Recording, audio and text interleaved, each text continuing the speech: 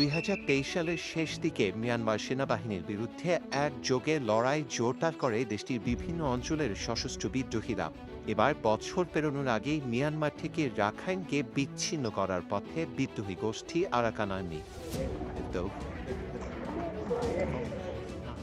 Brussels ভিত্তিক অলাভজনক আন্তর্জাতিক think tank international crisis group বলছে, অরাষ্ট্রীয় সশস্ত্র সংগঠন হিসেবে আয়তন ও জনসংখ্যা দুদিক থেকেই মিয়ানমারের সবচেয়ে বড় অংশ বর্তমানে নিয়ন্ত্রণ করছে আরাকান আর্মি, আর এখন রাখাইনের প্রায় পুরোটাই দখল করার পথে।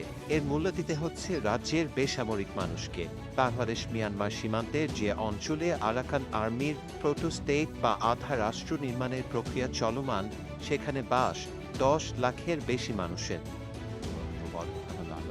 আইসিজি বলছে, সেনাবাহিনীর নির্বিচার হামলা আর অবরোধ সত্ত্বেও রাখাইনের সংখ্যাগরিষ্ঠ বৌদ্ধদের সহায়তায় গেল কমাসে সমানে এগিয়ে গেছে আরাকান আর্মি, দখল করেছে একের পর এক শহর ও গ্রাম।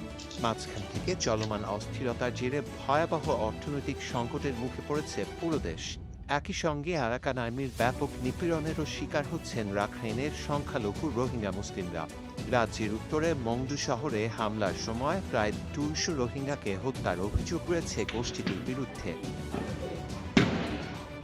দীর্ঘ রক্তক্ষয়ী অরাজকতার মাধ্যমে রাখাইন থেকে মিয়ানমার সেনাবাহিনীকে উৎখাতের পথে আরাকান আর্মি। আইসিজির পর্যবেক্ষণ বলছে, অঞ্চলটি শাসন করা, এর অধীনে আসা জনগণের জীবন পরিচালনা এবং আঞ্চলিক স্থিতি আনার সক্ষমতা গোষ্ঠীটির রাজনৈতিক শাখা ইউনাইটেড লিগ অব আরাকানের আছে কিনা তা স্পষ্ট নয়। রাখাইনের সংখ্যাগরিষ্ঠদের সহযোগিতায় বিদ্যুৎ, ইন্টারনেট সহ বিভিন্ন জরুরি পরিষেবা, অর্থনীতি সহ দুর্বিষহ জীবনযাত্রা ঠিক করতে কিছুটা সময় পাবে আরাকান আর্মি, কিন্তু জনগণের এ ধৈর্য কতদিন থাকবে তা অনিশ্চিত। থিঙ্ক ট্যাঙ্কটির মতে, স্বায়ত্তশাসনের লক্ষ্য অর্জনের পথে যেসব প্রতিবন্ধকতা রয়েছে তা উপলব্ধি করতে শুরু করেছে আরাকান আর্মি। প্রাকৃতিক সম্পদে ভরপুর রাখাইনের সঙ্গে প্রতিবেশী বাংলাদেশ ও ভারতের পরিবহন, যোগাযোগ ও বাণিজ্য অত্যন্ত দুর্বল। তাই চীন ও থাইল্যান্ড সীমান্তে মিয়ানমারের সংঘাত কবলিত রাজ্যগুলোর তুলনায় রাখাইনের অর্থনৈতিক অবস্থা অনেকটাই দুর্বল। বিদ্যুৎ ও নিত্যপণ্যের জন্য মিয়ানমারের কেন্দ্রীয় সরকারের ওপর পুরোপুরি নির্ভরশীল রাখাইনবাসী স্বায়ত্তশাসনের ক্ষেত্রে যা আর পাবে না তারা। ভূরাজনৈতিক কৌশলগত কারণে রাখাইনের ওপর আধিপত্য প্রতিষ্ঠার চেষ্টায় আছে চীন ও ভারত। একই সঙ্গে আশ্রিত 10 লাখ রোহিঙ্গাকে ফেরত পাঠাতে চায় বাংলাদেশ। জটিল এই পরিস্থিতি সামাল দেয়া আরাকান আর্মির জন্য কঠিন হবে বলে মনে করছেন অনেকে।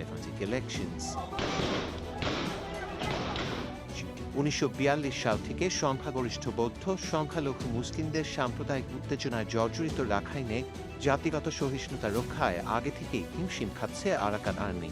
সংখ্যালঘু হলেও রাখাইনের উত্তরাঞ্চল রোহিঙ্গা অধ্যুষিত। বছরের পর বছর ধরে রোহিঙ্গা নিপীড়নে সীমা ছাড়িয়ে যাওয়া সেনাবাহিনী বিদ্রোহীদের আক্রমণে কোণঠাসা হয়ে সাম্প্রদায়িকতার আগুন আরও উস্কে দিয়েছে বলে অভিযোগ রয়েছে। আগে রোহিঙ্গাদের সন্ত্রাসী বললেও এখন তাদেরই সেনাবাহিনীতে বাধ্যতামূলক নিয়োগ দিয়ে পাঠাচ্ছে আরাকান আর্মির বিরুদ্ধে লড়তে। এ অবস্থায় 2017 সালের পর গেল 5 অগস্ট সবচেয়ে রক্তক্ষয়ী আক্রমণ হয় রোহিঙ্গাদের ওপর। দায় স্বীকার না করলেও সন্দেহের তীর ওই আরাকান আর্মির ওপরই। মংডু ও বুথিডংয়ে তীব্র লড়াইয়ের মধ্যেই গুরুতর মানবাধিকার লঙ্ঘনের অভিযোগ উঠেছে গোষ্ঠীটির বিরুদ্ধে। আইসিজি বলছে, 1.5 দশকের লড়াইয়ের পর লক্ষ্যের কাছাকাছি পৌঁছালেও কঠিন পরীক্ষার মুখে পড়েছে আরাকান আর্মি। প্রধান রণক্ষেত্রগুলোতে সেনাবাহিনীকে পরাস্ত করলেও দেশের অন্যতম উপেক্ষিত এ অঞ্চলে স্থিতিশীলতা ফেরানোই সবচেয়ে বড় চ্যালেঞ্জ প্রায় 30,000 যোদ্ধার এ গোষ্ঠীটির। From the country's army.